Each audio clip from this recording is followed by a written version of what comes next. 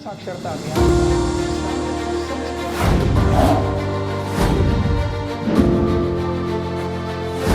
क्या कोरोना और वैक्सीन। नमस्कार मेरठ वासियों, आप सभी का मैं अमित शर्मा विश्वास न्यूज की इस वेबिनार में स्वागत करता हूं। जागरण न्यू मीडिया जागरण समूह का डिजिटल प्लेटफॉर्म है और विश्वास न्यूज इस परिवार का फैक्ट चेकिंग विंग, जो प्रतिबद्ध है सच की पड़ताल के लिए। हम IFCN यानी कि इंटरनेशनल फैक्ट चेकिंग नेटवर्क से सर्टिफाइड हैं और हिंदी और इंग्लिश समेत 12 भाषाओं में फैक्ट चेक करने वाले प्रमुख मीडिया समूह हैं। सच के साथी कैंपेन के तहत हम पहले भी 2 बार देश के अलग अलग शहरों तक पहुंच चुके हैं, जहां हमने लोकसभा चुनाव और कोविड पैंडेमिक पर आप लोगों से बात की थी। मौजूदा समय में देशवासियों ने कोरोना से डटकर मुकाबला किया, लेकिन फेक न्यूज से भी उतना ही डटकर मुकाबला जरूरी है, क्योंकि कोरोना जितनी ही घातक है उससे जुड़ी भ्रामक और गलत खबरें। वैक्सीन का सभी को इंतजार था, वैक्सीन आ भी गई है, लेकिन साथ ही सोशल मीडिया से लेकर तमाम जगहों पर कुछ भ्रम, कुछ अफवाहें, कुछ गलत जानकारियां भी शेयर होने लगी। लिहाजा हम अपनी जिम्मेदारी समझते हुए इन्हीं भ्रमों को दूर करने और फैक्ट आपके सामने रखने के लिए हाजिर हैं। जागरण न्यू मीडिया के मीडिया लिटरेसी के तहत आज की ये वेबिनार IFCN के वैक्सीन ग्रांट प्रोग्राम के तहत हो रही है।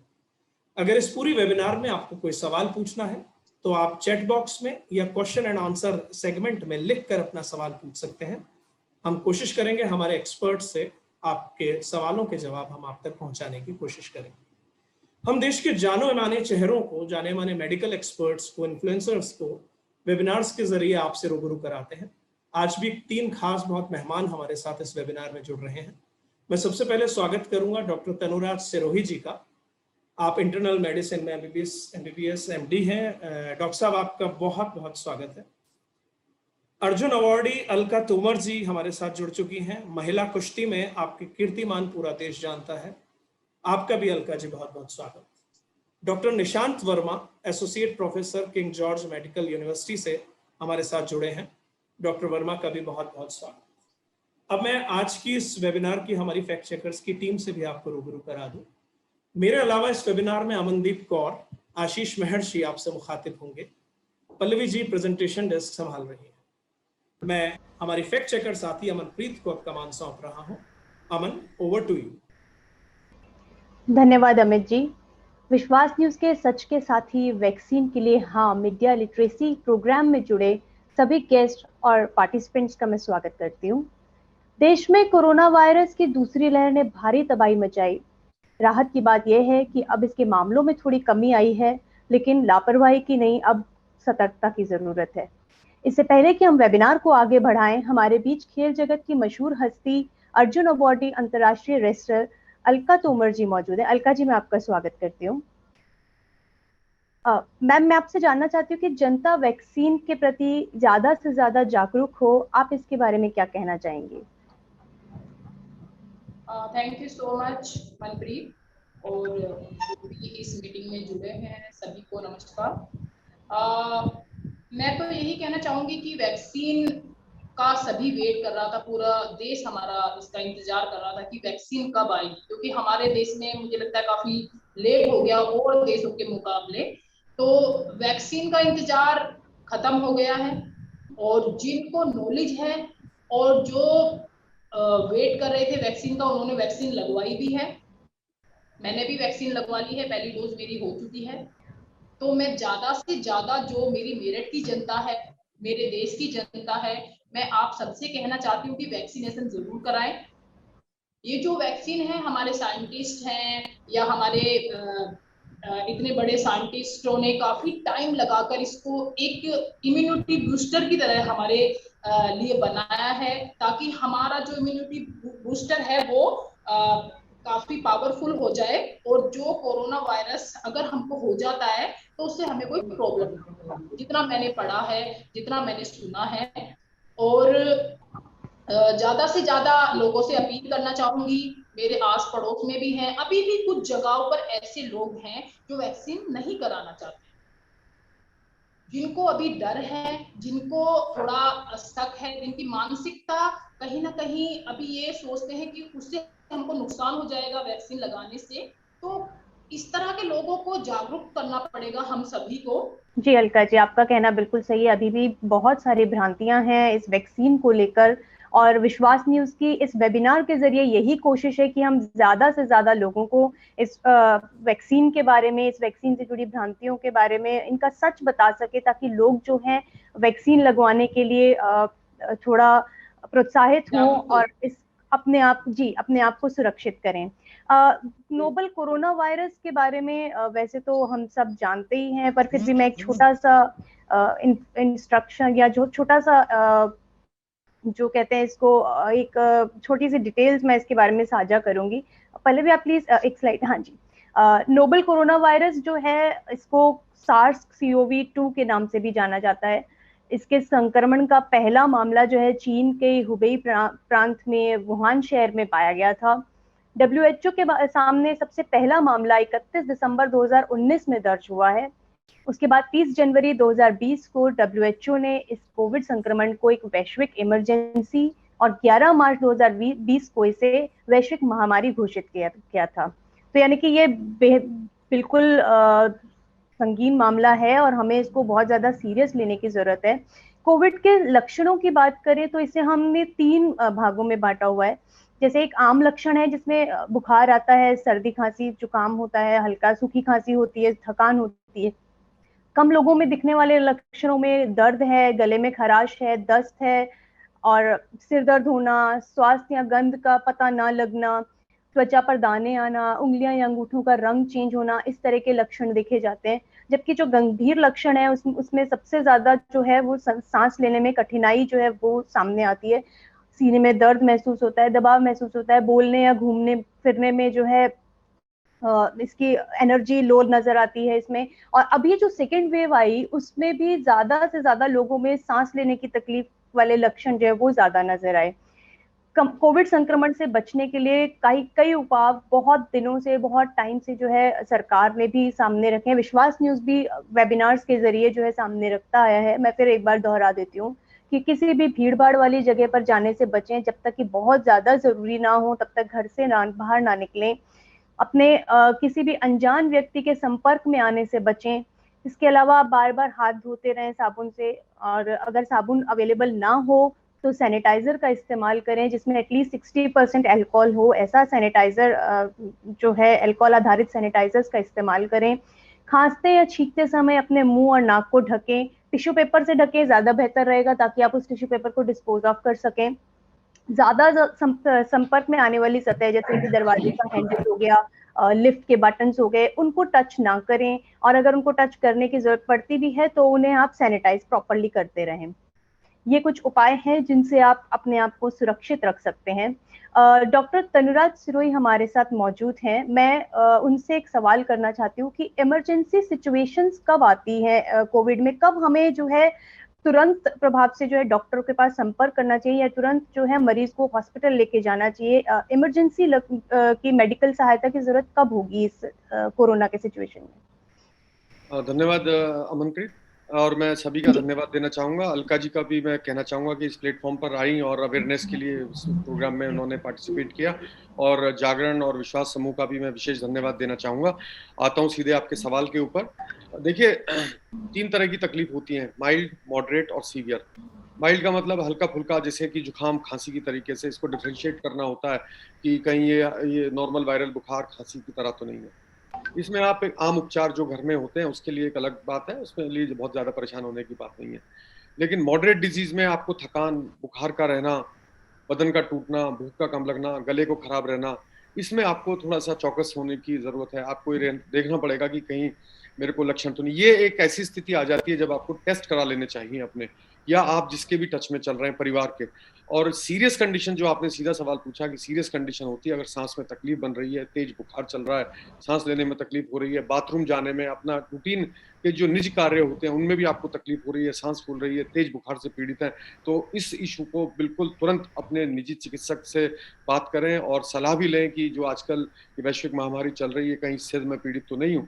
अपने लक्षण बताएं और टेस्ट कराने का तुरंत प्रबंधन करें। जी डॉक्टर, अब हम आगे बात करते हैं वायरस म्यूटेशन की। वायरस के रूप जो है समय के साथ बदलता रहता है, और जब वायरस खुद को रेप्लिकेट करता है तो उसमें कुछ बदलाव होते हैं और इसे म्यूटेशन कहा जाता है। और जब एक से ज्यादा म्यूटेशन होते हैं तो वो नया वेरिएंट होता है। जैसे कि अभी हम सुनते आ रहे हैं कि कोविड का नया वेरिएंट, जिसे हमने दूसरी लहर कहा भारत में। तो अब बात यह है कि कोविड 19 वायरस का जो नया वेरिएंट आया है, इसका वैक्सीन पर क्या असर है। अब तक जो वैक्सीन विकसित की गई है, जो इस्तेमाल में आ रही हैं, जो अप्रूव हुई हैं, वो नए वेरिएंट के खिलाफ भी सुरक्षा देती है कुछ हद तक। इन वैक्सीनों में एंटीबॉडीज और सेल्स से एक व्यापक इम्यून रिस्पॉन्स तैयार होता है। ये आपकी बॉडी में एंटीबॉडीज बनाती हैं, जिससे आप जो है इस बीमारी से लड़ने के लिए आपकी बॉडी तैयार होती है। अब ये नहीं कहा जा सकता, आप ये नहीं कह सकते कि अगर आपने वैक्सीन ले लिया तो आप पूरी तरह से सुरक्षित हो गए, आपको कोरोना नहीं हो सकता। लेकिन इतना जरूर है कि अगर आपको कोरोना होता भी है तो ये आपके लिए जानलेवा नहीं होगा। आपको ये वैक्सीन जो है इतनी आपको पावर देती है। अब मैं बात करती हूँ कि हमारे देश में किस तरह की कितनी वैक्सीन चल रही। तो हमारे देश में फिलहाल 3 वैक्सीन हैं, कोविशील्ड, कोवैक्सीन और स्पुतनिक भी अब हमारे देश में आ चुकी है। कोरोना वायरस से जो कोविशील्ड वैक्सीन है, मैं इसके बारे में बताती हूँ कि कोविशील्ड वैक्सीन एक चिंपांजी एंडेनो वायरस में को ऐसे मॉडिफाई करके बनाई गई है कि ह्यूमन सेल्स में वो कोविड-19 स्पाइक प्रोटीन ले जा सके। इससे शरीर में कोविड-19 के खिलाफ एंटीबॉडीज तैयार होती हैं। इसी तरह कोवैक्सीन है, और स्पुतनिक जो है वो भी रूस से आई है, रूस की वैक्सीन है, लेकिन ये भी हमारे यहाँ पर लगाई जा रही है। Next slide please. अब मैं डॉक्टर निशांत के पास आना चाहूंगी। डॉक्टर निशांत, आपसे एक सवाल है कि जो ये नया वेरिएंट आया है, हमारे पास जो भी वैक्सीन अवेलेबल हैं, क्या ये इन पर पूरी तरह असरदार है, या इन पर क्या हेल्प मिल पा रही है हमारे पास जो वैक्सीन है उनसे? तो पहले तो मैं अगेन धन्यवाद देना चाहूँगा जागरण समूह का कि मुझे ये अपॉर्चुनिटी दी। आपके सवाल पे आता हूँ मनप्रीत जी कि क्या वैक्सीन वेरिएंट्स पे असरदार है। लेकिन इस पे, क्योंकि आप सब जानते हैं कि कोविड वायरस एक ऐसा वायरस है जो टाइम के साथ इवॉल्व कर रहा है, कोई भी इस वायरस को पूरी तरह से समझ नहीं पाया है। तो आज की डेट में जो चीज़ हमारे पास अवेलेबल है उसको हमें लेना चाहिए। स्टडीज चल रही हैं और ये सब हम लोग जानते हैं कि वायरस के अगेंस्ट जो इम्यूनिटी होती है वो एक एंटीबॉडी मीडिएटेड होती है और एक टी सेल, जो हम बोलते हैं memory T cell mediated immunity होती है। तो अगर वायरस में म्यूटेशन भी आएगा तो भले ही एंटीबॉडी स्पेसिफिक ना रहे, बट जो मेमोरी टी सेल है वो हमारे अंदर रहेगा और वो डिजीज की सीवियरिटी को बेशक कम करेगा। जैसा आपने भी बताया कि बीमारी से पूरी तरह ना बचाए, बट सीवियर डिजीज होने से बेशक हमें बचाता है। जी, अब मैं बताना चाहूंगी कि वैक्सीन जो है उसको लेने के पहले, लेने के दौरान और लेने के बाद में आपको किन बातों का ध्यान रखने की जरूरत है। सबसे पहले तो आप ये सुनिश्चित कीजिए कि वैक्सीन के बारे में आप जो भी इंफॉर्मेशन कलेक्ट कर रहे हैं, जो भी इंफॉर्मेशन आप जानकारी प्राप्त कर रहे हैं, वो सब आप भरोसेमंद स्रोतों से प्राप्त करें, जैसे कि स्वास्थ्य मंत्रालय है या WHO की वेबसाइट है या यूनिसेफ की वेबसाइट है। आप वहां से इसकी इंफॉर्मेशन प्राप्त करें। किसी भी अनवेरिफाइड सोर्स से इंफॉर्मेशन लेने से जो है आप मिस इन्फॉर्मेशन का शिकार हो सकते हैं। इसके अलावा आप जब भी वैक्सीनेशन के लिए जाएं, अपने पास सैनिटाइजर जरूर रखें, मास्क पहन कर जाएं। अपॉइंटमेंट के बारे में जो आपको नोटिफिकेशन मिला है वो अपने पास रखें, अपने पास अपना एक ID प्रूफ रखें। कपड़े जो है वो आप ढीली बांह के कपड़े पहने, क्योंकि ये इंजेक्शन जो है वो बांह में लगाया जाता है, तो आपको उस टाइम पे प्रॉब्लम नहीं हो। कपड़े जो है वो आप ढीले ढाले कपड़े पहनकर जाएं। इसके अलावा अगर आप कोई मेडिकेशन ले रहे हैं या आप कोई आपको स्वास्थ्य से संबंधित समस्या है, तो जो भी आपको वैक्सीन लगा रहे हैं आप उन्हें उसके बारे में जरूर बताएं, आप उनसे जरूर एक बार डिस्कस कर लें। और जो वैक्सीन आपको लगाई जा रही है आप उसका नाम जरूर पूछ लें और उस नाम को याद रखें, ताकि आपको जब सेकेंड शॉट लेने जाना हो वैक्सीन का, तो आप उसी वैक्सीन का सेकेंड शॉट ले सकें। अब वैक्सीन लेने के पहले आपको क्या करना है। वैक्सीन लेने से पहले जब आप वैक्सीनेशन सेंटर पर जाते हैं तो आपको कतार में खड़ा होना होगा वहां पर, और जब आप अंदर जाएं तब भी, जब आप कतार में रहें तब भी आप अपना मास्क बिल्कुल ना उतारें, आप अपना मास्क अपने मुंह पर लगा के रखें। दूसरों से कम 1 मीटर की दूरी बना के रखें। दरवाजे, कुंडी या इस तरह के कोई भी सतह जिसको हर कोई छू रहा है, आप उसको छूने की कोशिश ना करें। आप उससे जहां तक जरूरी हो, जहां तक जरूरत ना हो कि इसको छूना जरूरी, तब तक आप उसको अवॉइड करें। इसके अलावा वैक्सीनेशन के दौरान जो है आपको हल्का सा दर्द भी महसूस हो सकता है, कुछ इसमें प्रक्रिया में थोड़ा टाइम लगता है। उस टाइम पे आप अपना मास्क ना उतारें, आप अगर कोई परेशानी आपको लग रही है वैक्सीन लगते समय, तो आप जो भी वहाँ पर जो भी हेल्थ केयर प्रोवाइडर्स हैं वहाँ पर आप उनसे बात करें, जो भी डॉक्टर्स मौजूद हैं आप उनसे सलाह करें।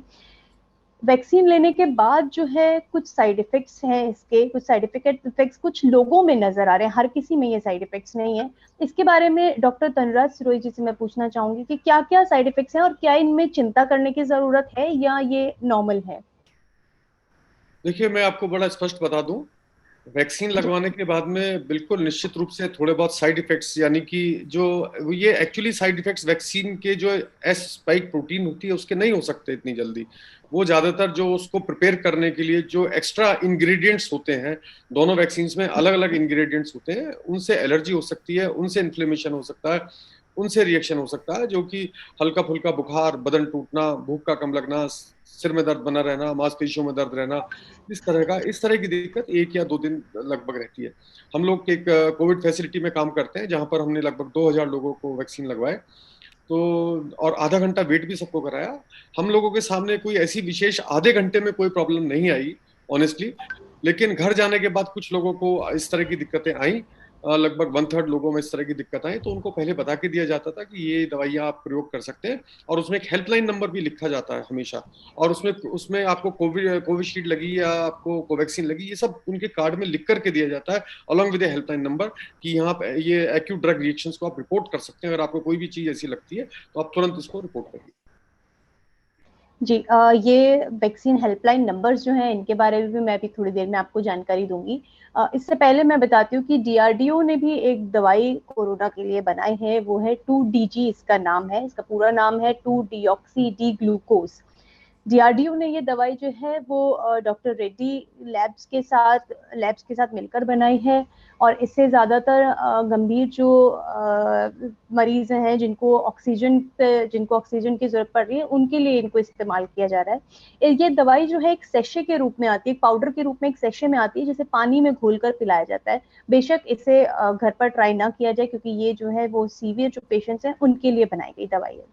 अब मैं कुछ यहाँ पर सवालों का जवाब मैं यहाँ पर आपके सामने लेकर आई हूँ, जो सवाल आमतौर पर जनता के बीच में, जनता के मन में है। जैसे पहला सवाल है कि कोविड-19 एक शख्स से दूसरे शख्स तक कैसे फैलता है और इसका संक्रमण कैसे रोका जा सकता है। ये बात हम सब जानते हैं कि कोविड जो है एक से दूसरे व्यक्ति में फैल रहा है, और इसी वजह से ये इतना ज्यादा एकदम से स्प्रेड हो गया कि प्रॉब्लम्स इतनी ज्यादा हो रही है। तो कोरोना वायरस जो है वो सीधा संक्रमण फेफड़ों के जरिए करता है। इसको फैलने से रोकने का तरीका जो है वो यही है कि आप मास्क वगैरह लगा के रखें, आप लोगों से 1 गज की दूरी बना के रखें, 2 गज दूरी बना के रखें, और जब भी कोई संक्रमित होता है तो उसके आसपास के वातावरण भी इन्फेक्टेड होता है, तो कोशिश करें कि आप उससे थोड़ा दूर रहें। आप दूरी बना के रखेंगे तो आपके लिए भी सुरक्षा रहेगी, बिकॉज इसीलिए बोल रहे हैं कि आप घर के अंदर रहिए, ज्यादा बाहर ना निकलिए, जरूरी है ये चीज। वैक्सीन लगाना क्यों जरूरी है? वैक्सीन लगाने के लिए भी इस टाइम पे हम ये वेबिनार ही इसीलिए कर रहे थे कि हम लोगों को, जो भी लोगों के मन में भ्रांतियां हैं उनको निकाल सकें वैक्सीन को लेकर खास करके।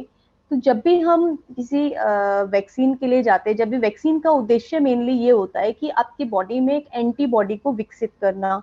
वैक्सीन लगाने से, जैसे मैंने पहले भी कहा, हम ये नहीं कहेंगे कि वैक्सीन लगा ली है तो अब आपको मास्क लगाने की जरूरत नहीं है, अब आपको सोशल डिस्टेंसिंग मेंटेन करने की जरूरत नहीं है, हम ये बिल्कुल नहीं कह रहे हैं। वैक्सीन लगाने के बाद भी आपको कोरोना हो सकता है, कई ऐसे मामले सामने आए हैं, लेकिन वैक्सीन लगाने से ये आपके लिए जानलेवा नहीं होगा। ये आपकी बॉडी में एंटीबॉडीज बना देगा, जिससे आपको जो है इस रोग से लड़ने की क्षमता मिलेगी। Next slide please. Double mutant पर वैक्सीन कारगर है या नहीं, इसका भी एक सवाल पूछा जाता है। तो बिल्कुल, कई स्टडीज में पता चला है कि कोवैक्सीन और कोविशील्ड दोनों ही वैक्सीन डबल म्यूटेंट स्ट्रेन के पर भी कारगर हैं। अब जैसे डॉक्टर सिरोही बता रहे थे कि वैक्सीन लगाने के बाद अगर घर जाने के बाद आपको कोई साइड इफेक्ट्स नजर आते हैं तो आप उस स्थिति में क्या कर सकते हैं। तो हमारे पास यहाँ पर कुछ हेल्पलाइन नंबर्स हैं, जैसे कि टोल फ्री नंबर है 1-1075, इसके अलावा एक दिल्ली का हेल्पलाइन नंबर है 11-239-78046, टेक्निकल हेल्पलाइन नंबर है 0120447322। इसके अलावा आप हेल्पलाइन ईमेल आईडी NVOC2019@gov.in पर भी मेल कर सकते हैं।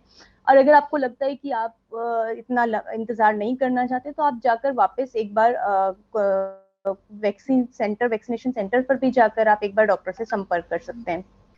अब बात करेंगे वैक्सीन के लिए रजिस्टर कैसे करें। ये भी एक बड़ा सवाल आता है, क्योंकि वैक्सीन लगवाना है, अगर आपने मन बना ही लिया तो अब इसके लिए रजिस्टर कैसे करना है। तो आपको सबसे पहले www.cowin.gov.in पर आपको लॉगिन करना है। यहाँ पर इस पोर्टल पे आपको रजिस्टर या साइन इन दोनों का एक टैब दिखता है, उस पर क्लिक कीजिए। वैक्सीनेशन के लिए आपको रजिस्टर करना होगा। 18 साल की उम्र से अधिक जो हैं अभी फिलहाल उनको ये वैक्सीनेशन दिया जा रहा है, तो वो लोग इसके लिए रजिस्टर कर सकते हैं। वैक्सीन सर्टिफिकेट की जरूरत क्यों है, ये भी एक बड़ा सवाल आता है। कई लोग कहते हैं कि हमने वैक्सीन तो लगवा लिया, अब हमें वैक्सीन सर्टिफिकेट नहीं चाहिए, या इसकी क्या जरूरत है। तो हम आपको ये बता दें कि सबसे पहली बात, वैक्सीनेशन सर्टिफिकेट जो है वो ये बात का प्रूफ है एक तरह से कि आपने वैक्सीन लगवा लिया है। हो सकता है आने वाले समय में आपको ऐसी कुछ विदेश यात्राएं या कुछ यात्राओं में इस वैक्सीनेशन सर्टिफिकेट की जरूरत पड़ सकती है, उस टाइम के लिए ये आपको जरूरत पड़े, इस सर्टिफिकेट को संभाल कर जरूर रखना चाहिए। सर्टिफिकेट में कुछ सिक्योरिटी फीचर्स भी हैं और इन फीचर्स को डिजिटली वेरीफाई भी किया जा सकता है। कोविड की दूसरी लहर में एक और सवाल है कि डबल म्यूटेंट वायरस क्या है और क्या ये ज्यादा खतरनाक है। ये बात सही है कि ये हम इसका परिणाम देखते ही आ रहे हैं कि ये डेफिनेटली बहुत नुकसान पहुंचा रहा है लोगों को। और ये जो जिस भी वायरस शरीर में जब भी घुसता है तो ये व्हाइट ब्लड सेल्स को संक्रमित करता है, व्हाइट ब्लड सेल्स पर अटैक करता है सीधा। डबल म्यूटेंट जो है इसके बारे में ज्यादा जानकारी मैं जो है डॉक्टर निशांत वर्मा के पास जाऊंगी, ताकि वो हमें इसके बारे में ज्यादा बता सकें कि डबल म्यूटेंट कैसे जो है वो ज्यादा खतरनाक है। एक वायरस हमेशा चाहता है कि वो हमारी बॉडी को इन्फेक्ट करे। तो अगर वायरस जैसे पिछले साल आया, हमारी बॉडी में उसके अगेंस्ट एंटीबॉडीज बन गई, तो जैसे ही वायरस एंटर करता है तो वो डीएक्टिवेट इनएक्टिवेट हो जाता है। इसको ओवरकम करने के लिए वायरस ने म्यूटेशन किया। एक म्यूटेशन हुआ, फिर हम लोगों ने उसको आइडेंटिफाई करना शुरू कर दिया, तो अब डबल म्यूटेशन, मतलब उस वायरस ने जो अपना ओरिजिनल स्टेट था उसमें 2 म्यूटेशंस कर लिए हैं। डॉक्टर, हमारी एक पार्टिसिपेंट हैं आराधना तिवारी, वो एक सवाल पूछ रही हैं कि अगर किसी ने एक हफ्ता पहले ही अगर आपने किसी व्यक्ति ने एक हफ्ता पहले ही टाइफाइड की मेडिसिन कंप्लीट की है तो क्या उसे वैक्सीन लेना चाहिए, और अगर लेना चाहिए तो कितने दिनों बाद लेना चाहिए? देखिए, अगर कोई भी आपको एक्यूट इलनेस हुई है, टाइफाइड के अलावा आपको मलेरिया हुआ है या कोई भी आपको उल्टी दस्त से भी आप अभी बाहर आए हैं या कोई भी आपको हुई है, तो लगभग 2 से 4 हफ्ते का आपको इंतजार करना चाहिए। किसी भी एक्यूट इलनेस के दौरान उसके आसपास 2 से 4 हफ्ते, कम से कम मैं तो 1 महीना कहूंगा, 1 महीने तक आपको कोई भी वैक्सीन लेने का प्रयास नहीं करना चाहिए। जी, आई थिंक आराधना जी को उनका जवाब मिल गया होगा। नेक्स्ट स्लाइड प्लीज, आगे बढ़ते हैं हम अपनी वेबिनार में। तो अब बात करते हैं ब्लैक फंगस के बारे में। ब्लैक फंगस से रिलेटेड भी मैं चाहूंगी कि डॉक्टर ही हमें बताएं तो ज्यादा अच्छा होगा कि क्या है ये ब्लैक फंगस, किस तरह से इसने अफेक्ट किया है। मैं डॉक्टर निशांत के पास एक बार दोबारा जाना चाहूंगी। डॉक्टर निशांत, आप हमारे साथ बने हुए हैं? की आवाज आ रही है? डॉक्टर निशांत जी जी हाँ, अब आपकी आवाज आ रही है। मैं आपसे जानना चाहूंगी कि ब्लैक फंगस क्या है, किस तरह से ये अफेक्ट कर रहा है, इसके लक्षण क्या हैं, आप इसके बारे में थोड़ा सा बताएं। ब्लैक फंगस एक फंगल इन्फेक्शन, जिसको मेडिकल टर्म में हम लोग म्यूकोरमाइकोसिस कहते हैं।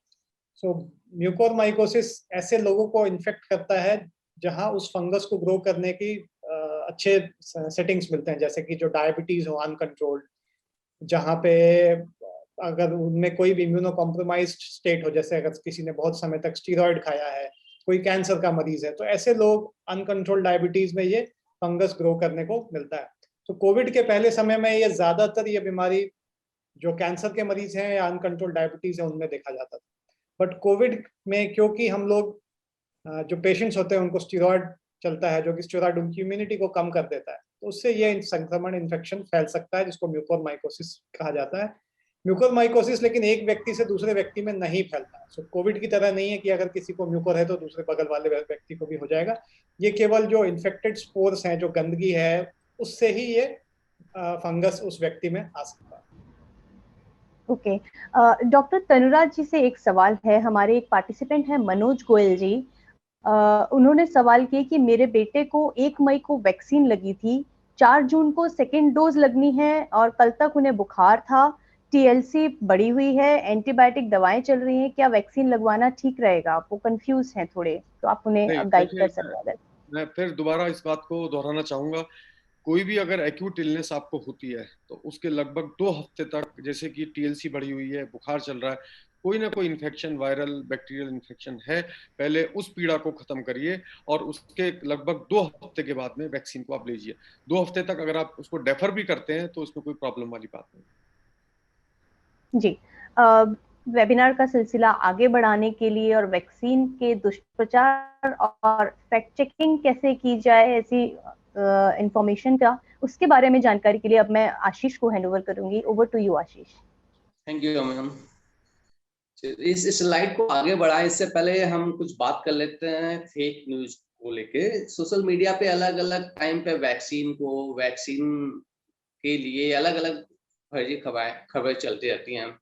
मैं डॉक्टर तनुराज जी से पूछना चाहूंगा सर, एक मैसेज काफी व्हाट्सएप पे फैला हुआ इन दिनों कि बोला जाए कि प्याज के छिलके के जो काला छिलके होता है वही जो है ब्लैक फंगस है, इसमें कितनी सच्चाई है सर? क्या बोला, सॉरी? प्याज के छिलके में काला रंग कई बार होता है कि जब प्याज पुरानी हो जाती है तो इसके ऊपर जो है काला रंग आ जाता है सर। उसको कुछ लोग बता रहे हैं सोशल मीडिया पे कि ये ब्लैक फंगस है, सही है? देखिए, अभी डॉक्टर निशांत ने आपके सामने बड़े सरल शब्दों में आपके सामने रखा है कि जिसका शुगर बढ़ी हुई होगी या कोई कैंसर से पीड़ित होगा या शरीर में बहुत कमजोरी होगी, न्यूट्रोपीनिया होगा, केवल उसको ही इस तरह की चीजें होने की संभावना है। केला भी काला पड़ जाता है, सब्जियां भी काली पड़ जाती हैं, और रखी हुई चीजें जो फ्रिज में रखी होती है, फ्रिज के बाहर सब्जियां काली पड़ जाती हैं। तो उस काले रंग को इससे कंफ्यूज मत करिए। काला फंगस इसलिए कहा जाता है कि वो जो हमारी ध्वनियों में ब्लड सर्कुलेशन को बंद कर देता है, इसलिए शरीर का रंग वहां काला पड़ जाता है। काला रंग लेने से काला रंग नहीं होता, लेकिन क्योंकि ब्लड सप्लाई कम हो जाती है वो एरिया नेक्रोसिस में चले जाता है, ब्लैक दिखने लग जाता है, इसलिए उसको ब्लैक फंगस, एक ये सामाजिक नाम है, एक्चुअल नाम उसका म्यूकोरमाइकोसिस है। प्याज से उसका कोई लेना देना नहीं है। थैंक यू डॉक्टर साहब। तो वैक्सीन को लेके कुछ फेक न्यूज फैली हुई है, जैसे बोला जाता है कि वैक्सीन लेने से पुरुषों में नपुंसकता आ सकती है, महिलाएं मां नहीं बन पाएंगी। इसके अलावा कुछ लोगों ने सोशल मीडिया पे फैला दिया कि वैक्सीन के बहाने गवर्नमेंट ऑफ इंडिया पॉपुलेशन को कंट्रोल करना चाहती है। इसी तरह हमारे पास लगातार जो व्हाट्सएप पे या ईमेल पे कुछ खबरें आती हैं जिनको फैक्ट चेक करने के लिए बोला जाता है। जब पिछले दिनों एक खबर आई, इसमें बोला गया कि कानपुर में वैक्सीन के बाद 40 स्टूडेंट हॉस्पिटल में एडमिट हो गए। जब हमने इस खबर को चेक किया तो हमें पता चला ये 2-2.5 साल पुरानी खबर थी, जिसको कुछ लोगों ने वैक्सीन से जोड़ के अब सोशल मीडिया पे फैला दिया था। इसी तरह एक न्यूज हमारे पास आई फैक्ट चेक करने के लिए कि बोला गया कि कोविड वैक्सीनेशन के बाद एक हॉस्पिटल में इतनी ज्यादा भीड़ बढ़ गई कि वहां पे वायलेंस हो गया, हिंसा हो गई। इस खबर को भी जब हमने चेक किया तो पता चला ये पुरानी खबर थी, जिससे अब लोगों को पैनिक क्रिएट करने के लिए इसको फैलाया गया था। इसी तरह इंजेक्शन को लेके एक जो पिछले जो दिनों देखने को आया कि कोविड में जो एक इंजेक्शन का काफी उपयोग हुआ और इस इंजेक्शन की मार्केट प्राइस 4,000 रुपए थे। इस इंजेक्शन को लेके सोशल मीडिया में फैला दिया गया कि आप यदि इस इंजेक्शन को प्रधानमंत्री जन औषधि केंद्र से लेते हैं तो ये आपको 900 में मिल जाएगा। जबकि हमने इसको चेक किया तो हमें पता चला कि ये इंजेक्शन प्रधानमंत्री जन औषधि केंद्र में मिलता ही नहीं है। इसी तरह एक फेक न्यूज सबसे ज्यादा जो पिछले दिनों हमें देखने को मिली कि बोला गया कि वैक्सीन के बहाने गवर्नमेंट लोगों के डेटा को कलेक्ट कर रही है ताकि इसका समय पर उपयोग किया जा सके।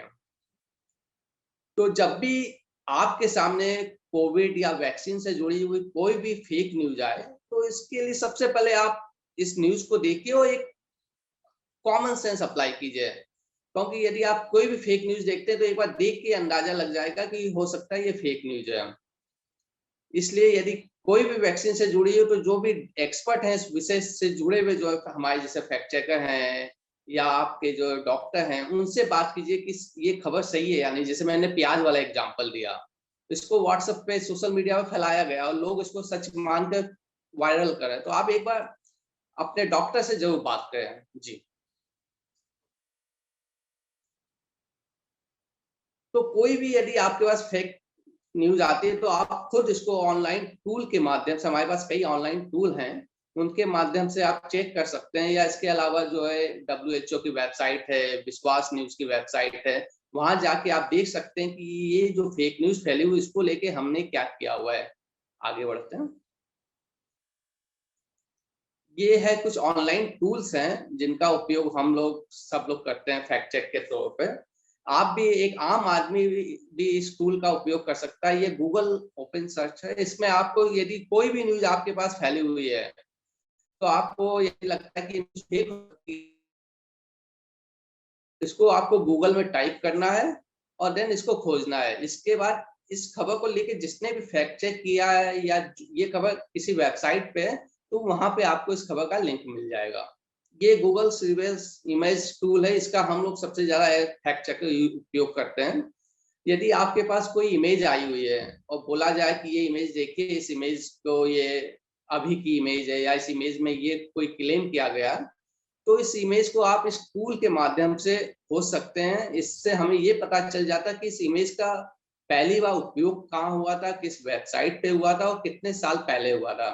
अभी पिछले दिनों देखने में आया कि किसी कहीं पे वैक्सीन को लेके लाइन लगी हुई है और इसमें बोला गया ये देखिए वैक्सीन को लेके इतनी लंबी लाइन लगी। जब हमने इसको चेक किया तो हमें पता चला कि 2.5 साल 3 साल पुरानी फोटो है और इस फोटो का वैक्सीन से कोई लेना देना नहीं था। इस गूगल रिवर्स इमेज को हम इमेज के थ्रू और जो इमेज का URL है इसके थ्रू खोज सकते हैं। ये YouTube डेटा व्यूअर है, इसका उपयोग हम लोग वीडियो के लिए करते हैं। यदि हमारे पास कोई वीडियो आया हुआ है और हमें ये देखना कि ये वीडियो ओरिजिनल कहाँ से सामने आया है, तो इस YouTube डेटा व्यूअर का हम लोग उपयोग करते हैं। YouTube डेटा व्यूअर में आप देखेंगे, जब इसको आप इंटरनेट पे ओपन करेंगे तो आपको सामने ऐसी स्क्रीन दिखेगी। यहाँ पे आपको वीडियो का लिंक डालना है और वो बटन पे क्लिक करना है। इसके बाद आपको इससे जुड़ी काफी जानकारी आपके सामने जो आपके कंप्यूटर पे आ जाएगी। अगले टूल पे उससे पहले मैं डॉक्टर तरोराज जी से सवाल पूछना चाहता हूँ।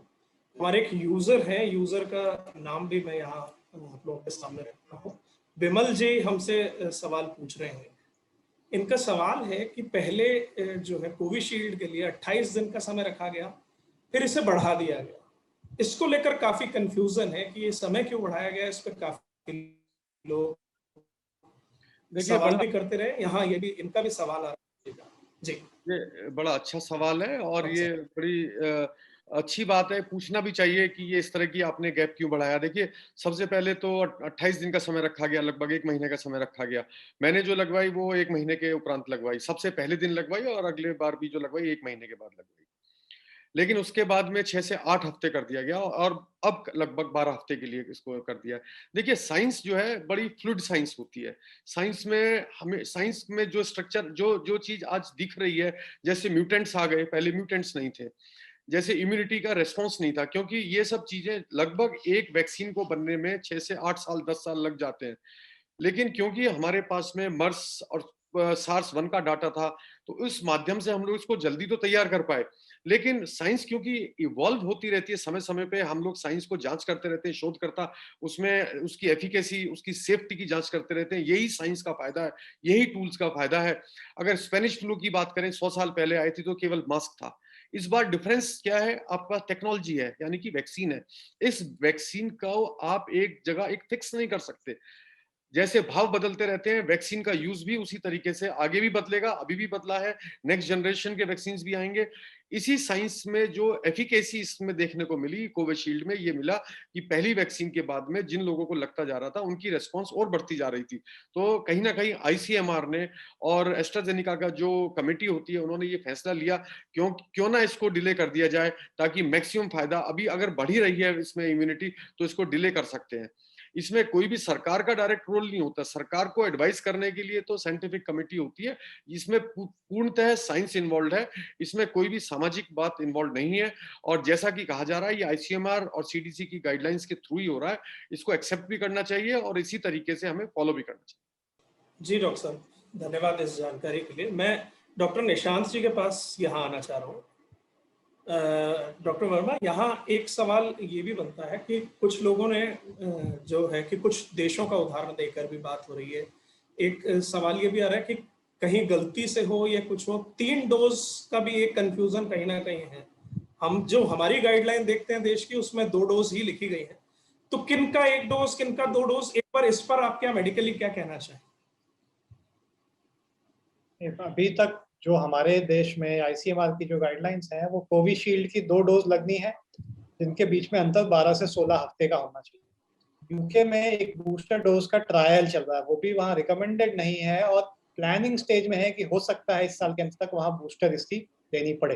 लेकिन अभी कहीं भी किसी भी देश में 3 डोज का शेड्यूल रिकमेंडेड नहीं है, केवल ट्रायल मोड में ही या थर्ड बूस्टर डोज की प्लानिंग है। इंडिया में अभी थर्ड डोज या बूस्टर डोज की कोई प्लानिंग नहीं है, कोई रिकमेंडेशन नहीं है। डॉक्टर तनुराज जी से एक सवाल मैं भी करना चाहूंगी। हमारे एक पार्टिसिपेंट हैं सुनील शर्मा जी, उन्होंने क्वेश्चन किया है, वैक्सीन लेने के बाद हमें कैसे पता चलेगा कि हमारी बॉडी में एंटीबॉडीज बन चुकी हैं और एंटीबॉडीज कितने समय तक कोरोना से मुकाबला करने के लिए प्रभावी रहती है? देखिए, इसके लिए लोग एंटीबॉडी टेस्ट तो कराते हैं, लेकिन ये अभी गाइडलाइंस में नहीं आया है कि, क्योंकि एंटीबॉडी जो बनती है वो कई तरीके से बनती है।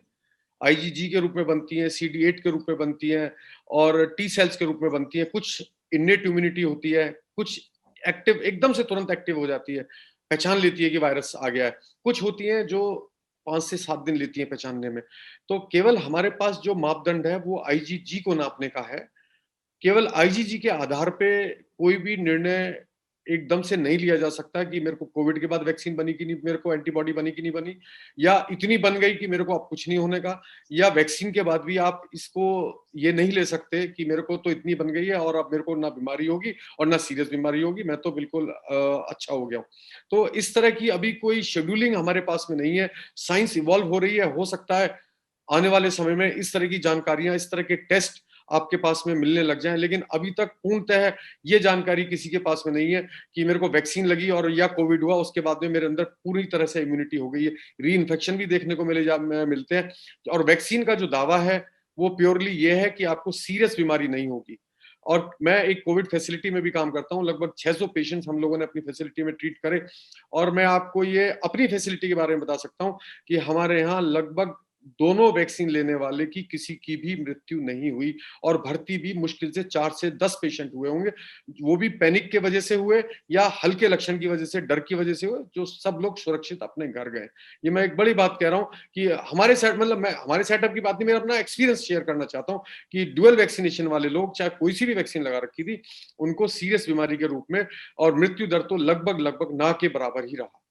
जी डॉक्टर, ये बहुत ही ज़्यादा प्रेरणा देने वाली बात है कि अगर वैक्सीन इस तरह से आपको इम्यूनिटी दे रही है तो डेफिनेटली हमें ये वैक्सीन लेनी चाहिए। वैक्सीन का इम्यूनिटी जो है वो कितने टाइम तक रहती है, क्या आप इस बारे में बता सकते हैं कुछ?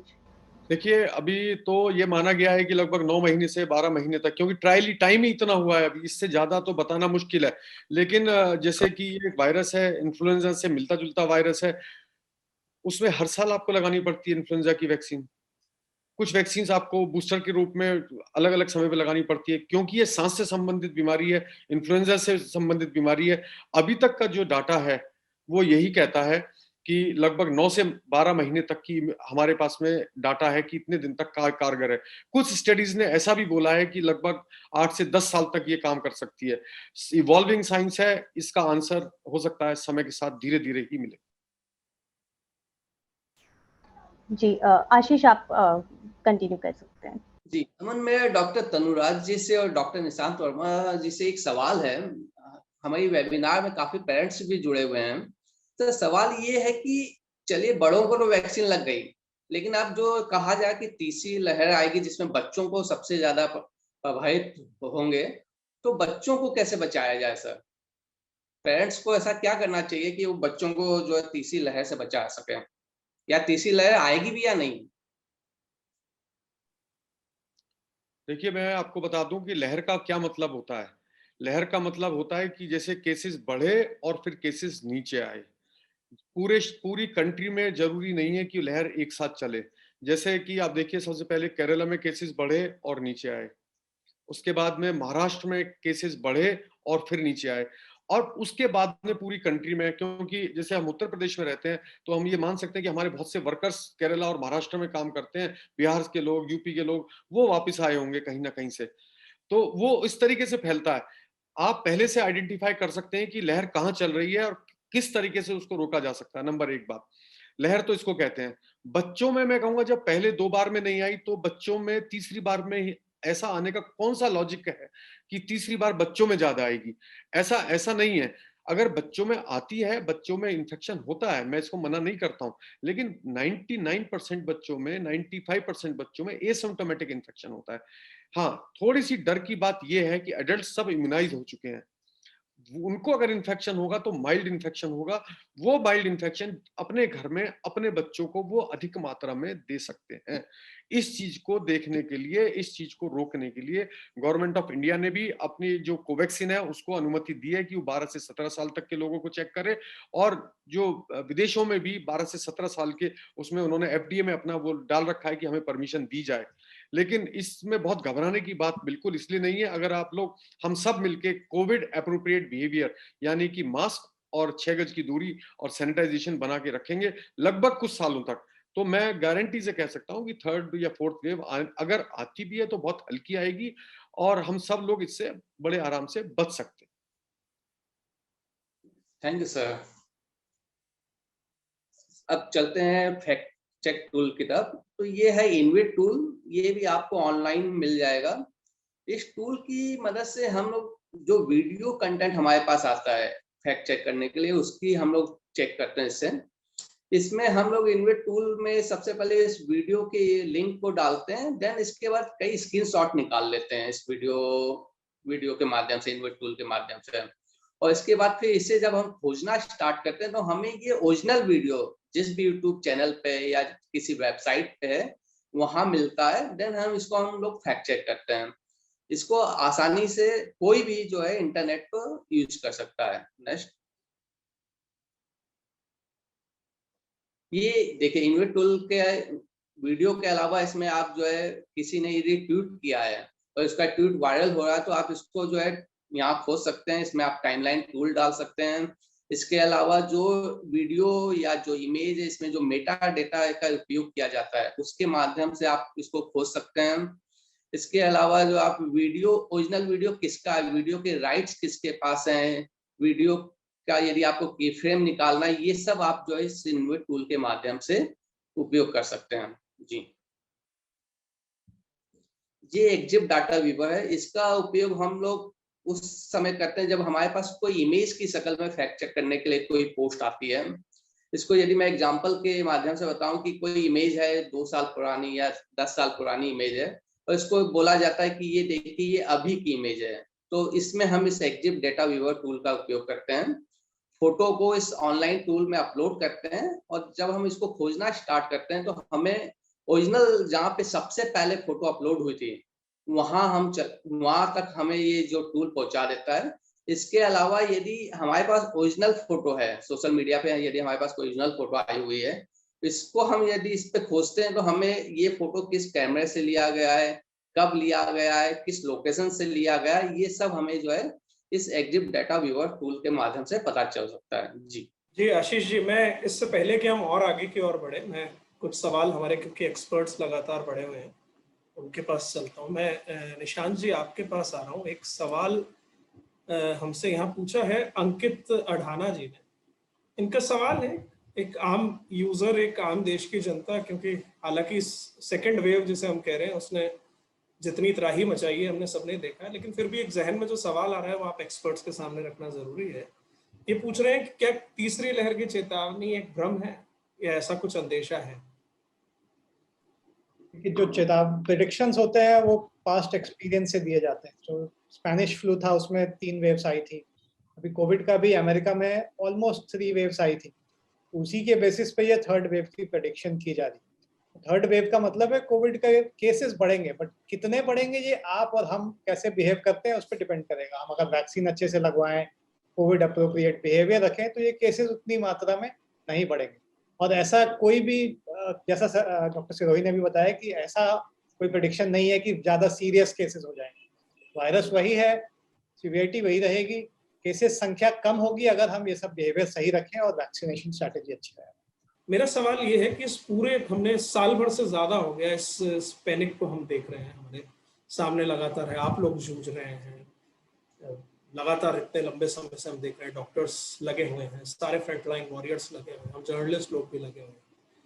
इस सबके बीच में तनाव, हमने कई वेबिनार्स में हमने इसीलिए हमने जो है साइकेट्रिस्ट को भी जोड़ने की कोशिश की कि भाई लोग उस ट्रोमा से कैसे बचे। कोरोना के साथ साथ एक पैरेलल एक ट्रोमा चल रहा है, उस पर क्या कहना चाहेंगे डॉक्टर साहब?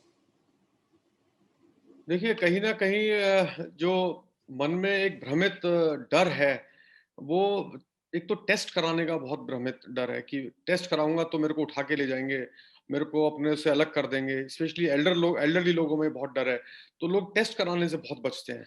उस दूसरी बात यह है कि शायद उनको ये भी लगता है कि हाँ, जहां मेरे को लेकर जाएंगे वहां मेरे अपने साथ में नहीं होंगे। लोगों को ये लगता है कि शायद मोर्टिलिटी इस बार ज्यादा रही, तो अगर लेके गए तो मेरा देखभाल कौन करेगा, उनके अटेंडेंट उनके साथ नहीं रहते।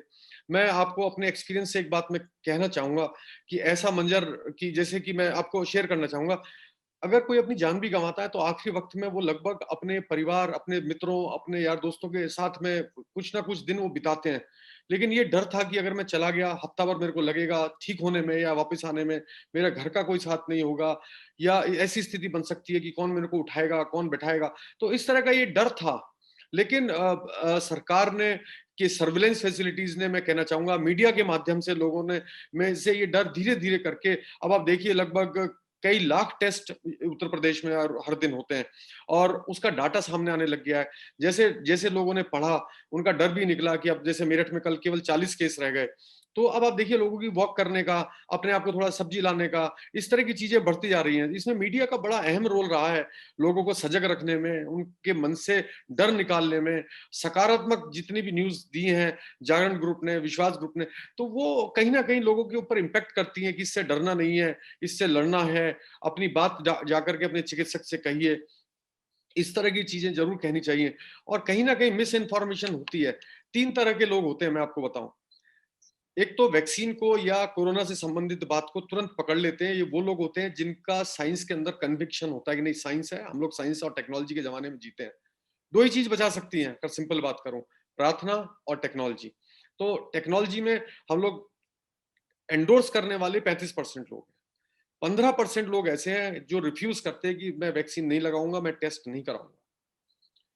जो बीच की लगभग 50% की संख्या है, इसको अगर मैं नाम दूं कि ये मूवेबल संख्या है, जिसमें अगर मीडिया और हेल्थ केयर वर्कर्स इसमें मेहनत करते हैं, तो इनको अगर हम कन्वर्ट कर पाते हैं वैक्सीन करने के लिए, टेस्ट कराने के लिए, तो हर्ड इम्यूनिटी की तरफ हम और अपने बचाव में भी बहुत बड़ा योगदान कर सकते हैं।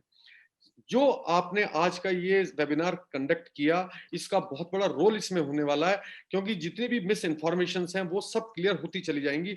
सबसे बड़ी बात है मिसट्रस्ट। देखिए, सरकार ने पॉलिसी बनाई, लगवाने वाला कोई और है, लेकिन लगाने वाला कौन है? हेल्थ केयर वर्कर्स, और उनको प्रेरित करने वाले हैं मीडिया। तो अगर हम लोग प्रेरित कर पाते हैं, कॉन्फिडेंस पेशेंट्स का अपने अंदर एंडोर्स कर पाते हैं, अखबार के माध्यम से, प्रिंट मीडिया के माध्यम से अगर हम एंडोर्स कर पाते हैं कि लगाना बहुत जरूरी है, तो लोग लगवाते हैं। जो बीच का 50% है उसको करना है, उनको इंफॉर्मेशन नहीं है। आज जो आपने करा उससे इंफॉर्मेशन भी जाएगी, उनको अवेयरनेस होगी। जो लोग रिफ्यूज करते हैं, मैंने उनसे भी बात की। मैं एक स्टोरी छोटी सी, अगर समय हो तो मैं शेयर कर सकता हूँ अपनी स्टोरी। मैंने वैक्सीन लगवाया, 3-4 दिन बाद मैं जैसे कोविड में राउंड लेता था, जाकर के एक बुजुर्ग लोग थे, वो आर्मी में ब्रिगेडियर थे, सीनियर पोजीशन में थे। मैं उनके पास जाके बैठ जाता था। मैंने कहा, सर आप लगवाएंगे? नहीं, मैं नहीं लगवाऊंगा, and I don't want to talk about it. तो मेरी जिज्ञासा हमेशा रहती थी। एक दिन में थोड़ा समय खाली था, मैं बैठ गया उनके पास। मैंने कहा, सर आज बात करनी है। बात नहीं करनी है, आपकी सुननी है एक्चुअली। मैंने कहा, आज सब सुनूंगा जो ये बोलेंगे। Listening is very important. तो शायद ही एग्रीड, उन्होंने बात करनी शुरू करी मेरे साथ। उन्होंने कहा कि ये बताओ, जो चीज 6 साल में बनती है आपने 8 महीने में कैसे बनाई, और इसकी सेफ्टी बताइए, इसकी एफिकेसी बताइए, इसके साइड इफेक्ट्स बताइए। तो जो आदमी 15% में बात करने को तैयार नहीं था, वो खुला तो सही, अपनी बात बोली तो सही उन्होंने। तो जो आज आपने वेबिनार कराया, ये सब चीजें उन लोगों के लिए बड़ा फ्रूटफुल रहने वाली है जो लोग बिल्कुल रिफ्यूज करते थे या मूवेबल नहीं थे, उसमें बड़ा फायदा होगा। एक और मेरा सजेशन ये रहेगा, जिन लोगों के पास इंटरनेट नहीं है, जो लोग गरीब हैं, जिनके पास ट्रांसपोर्टेशन का साधन नहीं है, जिनको इंटरनेट के माध्यम से ये सब न्यूज़ नहीं पहुँच सकती, उनकी भी कुछ व्यवस्था ऐसी करिए कि उनके पास ट्रांसपोर्ट भी नहीं है, उनके पास तक लोग वैक्सीन लगवाने भी नहीं जाते हैं। उनको वो हमारे मेन टारगेट होने चाहिए, क्योंकि सेकंड वेव में जो सबसे ज़्यादा प्रॉब्लम आई है गाँव में, देहात में, ग्रामीण समाज में आई है, उनको अभी भी सही इन्फॉर्मेशन का स्रोत नहीं पता। वो ना एफडीए को जानते हैं, ना WHO को जानते हैं, ना वो आईसीएमआर को जानते हैं, और वो सही सोर्सेज को नहीं जानते हैं। तो कुछ ना कुछ अभी हमें कुछ और भी थोड़ा मेहनत ज्यादा करनी पड़ेगी। जैसे हेल्पलाइन नंबर आपने दे रखा है, ऐसे हेल्पलाइन नंबर के माध्यम से हम उनको बता सकते हैं कि ये स्रोत हैं, इनको आप जाकर के देखिए। तो थोड़ा सा इसमें अच्छा रहेगा अगर हम गरीब लोगों की तरफ ज्यादा फोकस करें, अवेयरनेस क्रिएट करने के लिए कि किस तरीके से अपनी स्टोरी शेयर करिए, मैंने जब लगवाया मेरे को क्या परेशानी हुई, कैसे मैं ठीक हो गया। वो एंडोर्स करती हैं ये सब चीजें आपके अंदर, जैसे हम लोग हेल्थ केयर वर्कर्स हैं ऐसे एंडोर्स करते हैं कि आप भी लगवाइए जा। जी जी डॉक्टर साहब, बहुत अच्छा ये सुझाव है। हम लगातार जागरण समूह इसी कोशिश में जुटा रहता है कि ये जागरूकता, ये अवेयरनेस पहुंचे। ये हमारी वेबिनार भी इसी क्रम में उसका एक है, लेकिन आपका कहना सही है कि हर खासो आम तक ये पहुंचना चाहिए। डॉक्टर, मैं आपके पास इसी ट्रोमा वाले सवाल के साथ आना चाहता हूँ। उससे पहले एक बार फिर मैं ये रिमाइंड, जो सामने स्लाइड आपके सामने चल रही है कि वैक्सीन ग्रांट प्रोग्राम के तहत आज हम ये वेबिनार आपके सामने कर रहे हैं। मैं एक बार फिर हमारे तीनों एक्सपर्ट्स जो आज जुड़े, तीनों एक्सपर्ट्स का बहुत बहुत यहाँ अभिनंदन करना चाहूँगा कि उन्होंने वक्त निकाला, हमारे जितने भी हमारे सवाल है उनका जवाब दिया। डॉक्टर तनुराज सिरोही, अर्जुन अवार्डी अलका तोमर हमसे जुड़ी, डॉक्टर निशांत वर्मा, आप सभी लोग हमसे जुड़े। आप सभी का बहुत बहुत धन्यवाद। नमस्कार। मीडिया साक्षरता अभियान